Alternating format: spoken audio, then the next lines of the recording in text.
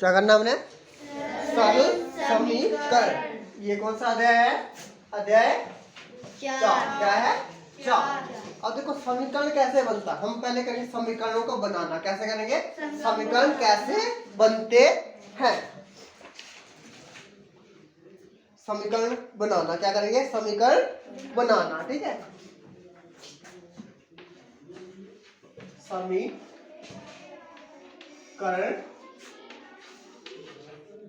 बनाना।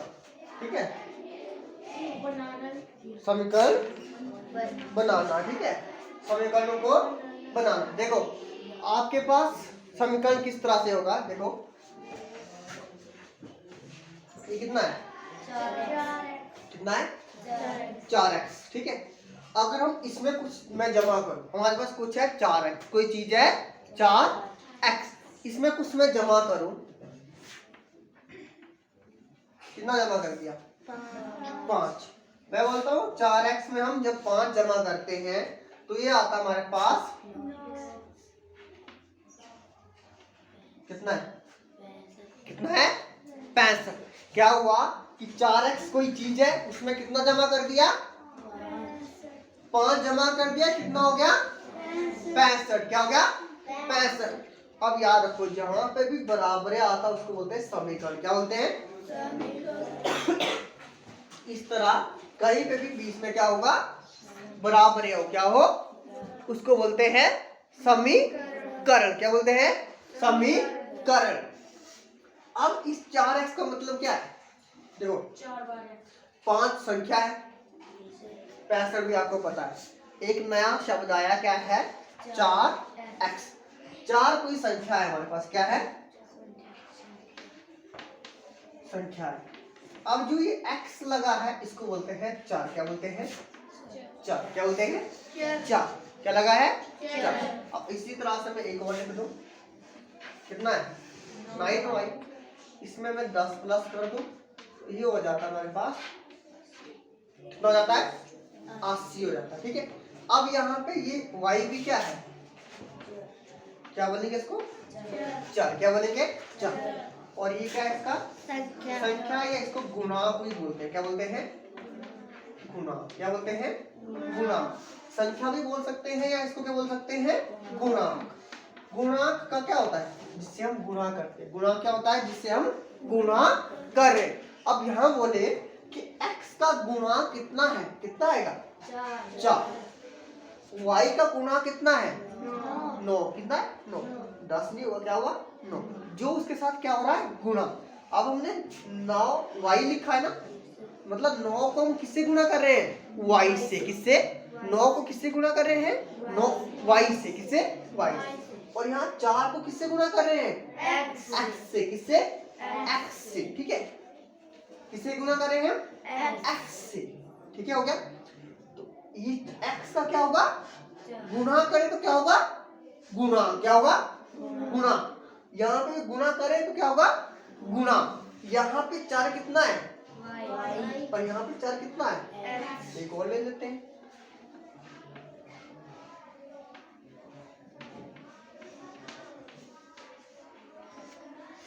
ठीक है, ये भी समीकरण है क्योंकि इसके बीच में क्या है? बराबर है। क्या है? बराबर। z क्या होगा यहाँ पे? 4। क्या बोलेंगे? 4। और इसका गुणांक कितना है? 10। क्या है? 10 क्या है इसका? गुणांक। हो गया, इतना समझ आ गया? 4 और गुणांक लग गया। बता देखो 4 क्या होगी?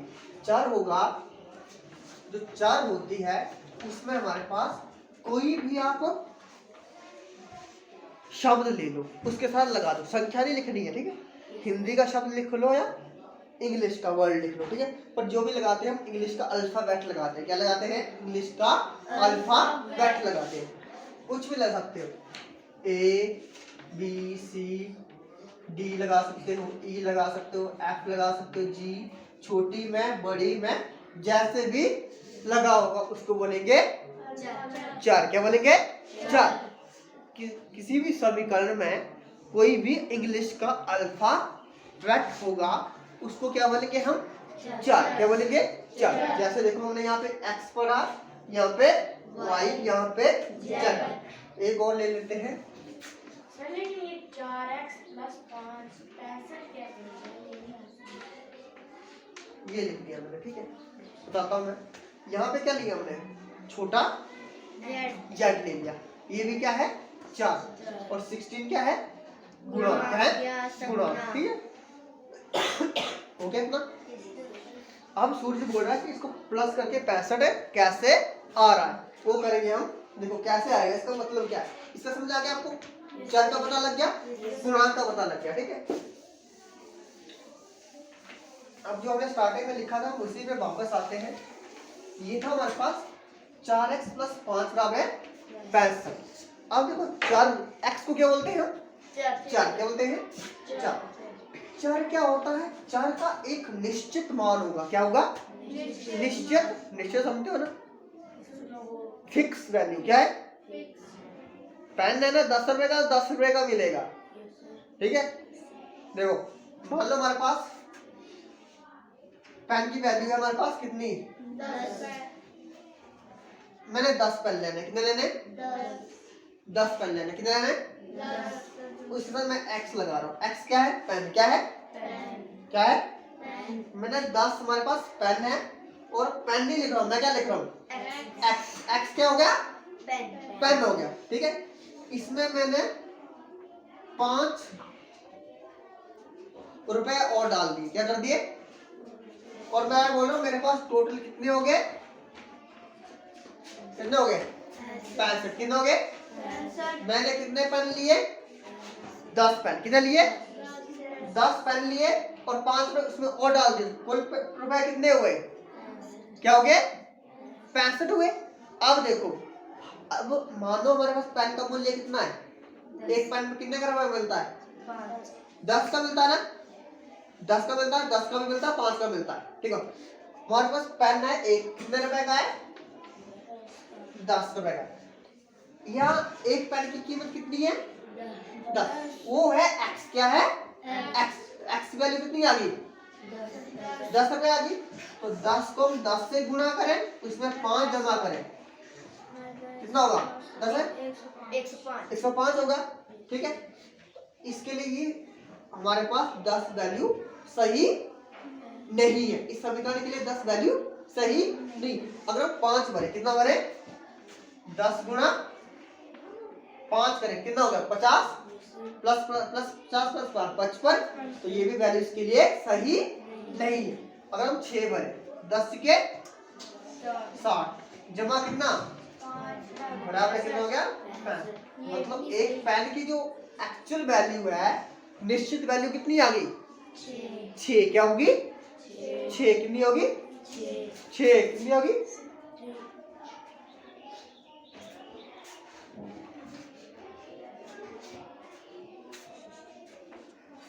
निश्चित वैल्यू कितनी आ गई 6 होगी, ठीक है। लग गया तुम्हें पता, x क्या होता है, निश्चित वैल्यू होती है, क्या होती है निश्चित वैल्यू। अगर हमने पेन माना था कि x क्या हमारे पास पेन की कीमत है, क्या है पेन की कीमत है, वो कितनी है निकाली हमने 6, कितनी निकाली 6। अगर हम 6 पुट करें, एक पेन की कीमत 6 है, तो 10 के कितना हो गया 60 और 5 प्लस करके 65 आ गया। अब उसी तरह से देखो x का लग गया, पता x क्या होता है निश्चित वैल्यू, क्या होती है एक निश्चित वैल्यू होती है, उसकी वैल्यू हम कभी भी बदल नहीं सकते। क्या होगी x की वैल्यू क्या होती है निश्चित, मतलब जो चर होता है, जो चर होता है वो क्या होता है निश्चित, क्या होता है निश्चित मान होता है, क्या होता है। जो समीकरण दिया आपके पास, ये समीकरण है, इसके लिए चर की वैल्यू क्या होगी निश्चित होगी। कोई और समीकरण लिखूंगा, उसी x के लिए कोई और वैल्यू निश्चित होगी। अब 4x था, यहाँ कितना है 5, यहाँ कितना है 65। अब इसको क्या करना है सरलीकरण करना है, वो हम आगे करेंगे, ठीक है। पहले देखो मैं अभी बता देता हूँ कैसे करता है, इसका जो वैल्यू आएगी, सूर्य ने बोला कि 65 कैसे आएगा, हमने x की ऐसी वैल्यू पुट करनी है इसमें कि गुणा करके और 5 जमा करके कितना होना चाहिए 1500 के 60, 4 गुणा 15 प्लस 5 कितना हो गया आगे ना 65 सूरज। Yes sir. इस समीकरण के लिए x की निश्चित वैल्यू कितनी है? 15। कितनी है? 15। जो x की जगह लिखा हो क्या है उसकी निश्चित वैल्यू है। लगे बता। तो x क्या होता है हमारे पास? x होता है 4। क्या होता है? 4। और जो x लगा है उसको क्या बोलते हैं? गुणा। क्या बोलते हैं? गुणांक बोलते हैं। हो गया। अब इसमें जो भी समीकरण होगा उसमें क्या होता है? बीच में क्या लगा होता है? बराबरी लगा होता है। ठीक है। मतलब समीकरण कब बनता है? इसको बोलते हैं लेफ्ट हैंड साइड, इसको बोलते हैं राइट हैंड साइड। बराबर की साइड पे होगी लेफ्ट हैंड साइड, बराबर की साइड पे होगी राइट हैंड साइड। ठीक है। अगर हम x की वैल्यू, इस समीकरण के लिए x की वैल्यू क्या होती है? 4 की वैल्यू क्या होती है? निश्चित। याद रखना हमेशा एक समीकरण के लिए एक 4 की वैल्यू क्या होगी? निश्चित। और उसी 4 के लिए दूसरे समीकरण में वैल्यू क्या हो सकती है? अलग हो सकती है। क्या हो सकती है? यहाँ 15 आया, एक और समीकरण लिखो मैं x में, उसमें क्या होगी? जैसे हमने 10x + 5 लिखा था उसमें x की वैल्यू कितनी आ गई? 6 आएगी ना। हर एक जगह x की वैल्यू क्या होगी? निश्चित नहीं, मतलब अलग अलग आती है। सिर्फ एक समीकरण में 4 की वैल्यू क्या होगी? निश्चित। अब इसमें 15 के अलावा और पुट करें 65 आ सकता है, नहीं आता ना। क्या होगी इसकी? निश्चित मान होगा। क्या होगा? निश्चित मान होगा। ठीक है। आज एक बार फिर बुला देते हैं।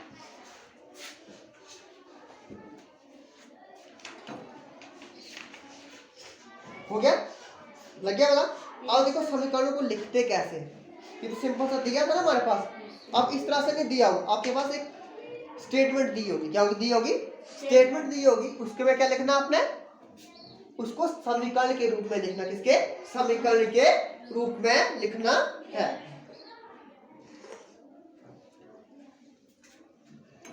जैसे आपके पास x के 3 गुने, आपके पास एक स्टेटमेंट है, उसको हमने किसमें लिखना है? समीकरण में। अब हम सीखेंगे कि स्टेटमेंट को समीकरण में कैसे लिखते हैं। पहला हमारे पास x के 3 गुने और 11 का योग कितना है? 32 है। देखो पहली स्टेटमेंट है हमारे पास, वो था x का क्या है? तिगुना। तिगुना का मतलब क्या है? 3 गुना। x को किससे गुना कर रहे हैं? 3 से। तो हम क्या लिख सकते हैं इसको? हो गया? 3x हो गया। अब इसमें बोल रहा है तिगुने और 11 का योग। योग क्या होता है? प्लस। यहाँ क्या करेंगे हम? किसका निशान आएगा? प्लस का। कितना आता है? 11 प्लस करके बोला योग कितना है? 32। x के त्रिगुणे और 11 का योग कितना है? 32। कितना है? अगर हम इसको सॉल्व करें तो कितना आता है? ये क्या हो गया? क्या बोलते हैं इसको? समीकरण। एक स्टेटमेंट को हमने किसमें लिख दिया? समीकरण में लिख दिया। क्या है इसका मतलब? इसका मतलब है x के त्रिगुणे, x के त्रिगुणे और 11 का योग। योग क्या होता है? प्लस। कितना दिया है? 32। ये इसको बोलेंगे हम समीकरण। क्या बोलेंगे? समीकरण। अब दूसरा देखते हैं। दूसरी स्टेटमेंट है हमारे पास, यदि किसी संख्या के 6 गुने, कितने? 6 गुने। किसी संख्या के 6 गुने। अब x की का कुछ और भी लिख सकते हो आप, हमें नहीं बोला कि x ही लगाना। ठीक है, मैं और ले लेता हूँ। ठीक है, 6 गुना मतलब 6 जेड हो सकता है ना, 4 कुछ भी हो सकता है। ठीक है, 6 जेड आ गया, 6 गुने आ गया। मैं से आप 5 घटाएं, क्या करें? किसी संख्या के, संख्या हमारे पास जेड क्या है? जेड क्या है? संख्या है। और उसका कितना गुना? 6 गुना। कितना? 6 गुना। उसमें से कितना घटाना है? 5। घटाने के लिए कौन सा निशान आता है? माइनस। 5 बराबर है, कितना दिया है? अगर घटाएं तो कितना प्राप्त होता है? 7 प्राप्त होता है। बराबर है। अब क्या आएगा? इसका निशान आएगा बराबर है। कितना? बराबर है। कितना आएगा? 7। ये बोल रहा है कि हम किसी संख्या को 6 से गुणा करें। क्या करें? और उसमें से 5 घटा दे तो कितना प्राप्त होता हमें? 7। तो ये क्या बन गया? समीकरण। क्या बन गया? अब तीसरा देखो, तीसरा हमारे पास m का 1/4। अब 1/4 पता क्या होता है? चौथाई बोला ना, 1 का चौथाई से 1/4, 2 तिहाई, 2/3, 2 तिहाई, 2 तिहाई, 1/4। ठीक है, ठीक है। आधा क्या होता है? 1/2। अब बोलता है m का 1/4। किसका? m का। क्या आएगा? अब क्या क्या हमारे पास? m का मतलब क्या होता है? गुणा। कितना? 1/4, 1/4। ये आ गया। आगे क्या बोला है? 1/4 7 से 3 अधिक है। कितना है? 7 से 3 अधिक है। अधिक आ रहा है ना, तो यहाँ करेंगे हम माइनस। क्या करेंगे? अगर हम इसमें से 7 माइनस करें तो कितना आता है हमारे पास? 3। बोलता है जो हमारे पास m है ना, तो उसका हम 1/4 करें, 1/4 करें तो जो संख्या है वो क्या है? 3 प्राप्त होती है। किससे? 7 अधिक के। कितनी है? 7 अधिक। क्या होता? अगला चौथा हमारे पास, चौथी स्टेटमेंट लिखनी है हमने। किसी संख्या के 1/3। कितना? अब संख्या नहीं बोला मैं, अमेन नहीं बोला ना कुछ भी, तो हम क्या लिख रहे हैं? x का 1/3 हो गया। 1/3। अब आगे क्या बोला है? 1/3 में 5 जोड़े। कितना जोड़े? 5। अगर इसमें कितना जोड़े हम? जोड़ने के लिए किसका निशान आएगा? कितना होता है? 8 होता है। 8 प्राप्त होता है। तो ये था हमारे पास स्टेटमेंट। क्या थी? स्टेटमेंट थी। उसको किसमें लिखा हमने? समीकरण में। किसमें लिखा? समीकरण में। समझ आ गया? ठीक है। 1/4 क्या होता है? 1/4, 1/3, 1/3, 2 तिहाई, 2/3 हो गया। ठीक है। अब उदाहरण 2 दिया हमारे पास। अब उदाहरण 2 में क्या दिया? हमें उल्टा दिया है। हमें समीकरण दिए। क्या दिए हैं? समीकरण दिए। इसका क्या लिखना हमने इसको स्टेटमेंट के रूप में लिखना है, कथन के रूप में लिखना। स्टेटमेंट होती है कथन। क्या होता है? कथन। कथन के रूप में लिखना है। पहला हमारे पास x - 5 बराबर है 9। x - 5 बराबर है 9। अब क्या है? x क्या है? संख्या है। x को हम x लिखेंगे क्योंकि हमारे पास कोई है ही नहीं। और हम क्या किया? x में से 5 घटाने पर 9 प्राप्त हो गई। स्टेटमेंट हो गया। कथन x में से क्या लिखेंगे? x में से 5 क्या करेंगे? घटाएंगे। कितना प्राप्त होता है? घटाएं भी या निकाल भी रहे ना, इसको निकालना बोल सकते हैं। निकाल रहे हैं ना इसमें से। घटाना क्या होता है? किसी में से निकालना। x में से 5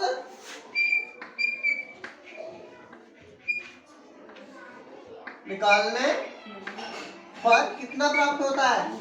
9 प्राप्त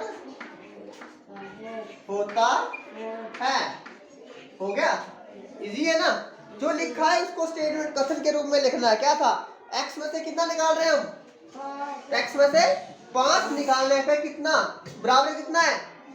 9 प्राप्त होगा। x में से 9 निकाल, x से 5 निकालने पर 9 प्राप्त होता है। अगला हमारे पास 5p बराबर है 20। अगला हमारे पास 5p बराबर है 20। दूसरा है 5p बराबर है 5 के साथ p क्या हो रहा है?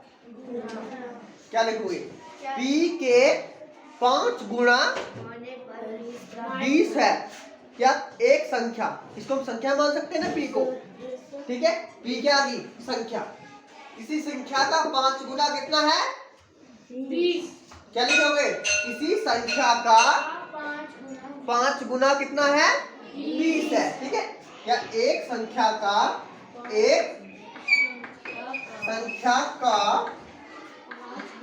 5 गुना कितना है? 20 है। बस हो गया, ठीक है। लगे बता, गुणा हो रहा तो बराबर कुछ नहीं है, इसमें जमा माइनस नहीं कर रहे ना। 5 पी बराबर 20। किसी संख्या का 5 गुना कितना है? 20 है। अगला जैसे देखो, 3n + 7 बराबर है 1। किसी संख्या का 3 गुना में 7 जोड़ने पर 1 प्राप्त होता है, लिख सकते हो, ठीक है। जैसा देखो, किसी संख्या में के 3 गुने में, किसमें यहाँ गुना हो रहा ना, यानी क्या कोई संख्या मान लो, किसकी क्या संख्या, किसी संख्या के 3 गुने में 7 क्या करें? जोड़ने पर हमें 1 प्राप्त होता है। ये आएगी इसकी स्टेटमेंट, ठीक है। ये करना है, बात करेंगे हम कल।